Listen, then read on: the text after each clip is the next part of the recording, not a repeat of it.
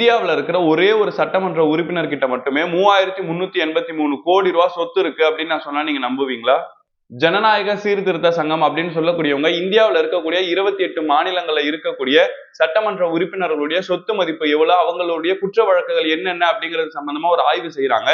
இதுல 4092 சட்டமன்ற உறுப்பினர்கள் அவங்க தேர்தல் நேரத்துல வேட்பாளராக அறிவிக்கப்படக்கூடிய நேரத்துல அவங்க தாக்கல் செஞ்ச பிரமாண பத்திரத்தை வச்சு விசாரணை நடத்தினதுல இந்தியாவிலேயே மும்பையில இருக்கக்கூடிய பிஜேபியினுடைய வேட்பாளர் பராக் ஷா அப்படின்னு சொல்லக்கூடியவர் தான் 3383 கோடி ரூபாய் சொத்துகளோட முதல் இடத்துல இருக்கிறாரு. இரண்டாவது இடத்துல வெஸ்ட் பெங்கால் மாநிலத்தை சார்ந்த நிர்மல் குமார் அப்படிங்கிறவர் 1700 கோடி ரூபாய் வச்சுக்கிட்டு இரண்டாம் இடத்துல இருக்கிறாரு.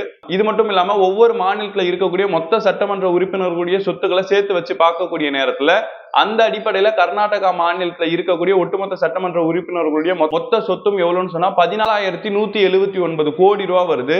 இப்படி மக்களால தேர்வு செய்யப்படக்கூடிய மக்கள் பிரதிநிதிகள் கோடீஸ்வரர்களாகவும் மக்கள் ஏழைகளாகவும் இருக்கிறத நீங்க எப்படி பாக்குறீங்க அப்படிங்கறது கீழே மறக்காம கமெண்ட் பண்ணிட்டு இந்த மாதிரியான வீடியோஸ் தொடர்ச்சி பார்க்க நம்மளோட சேனல் மறக்காம ஃபாலோ பண்ணிக்கோங்க.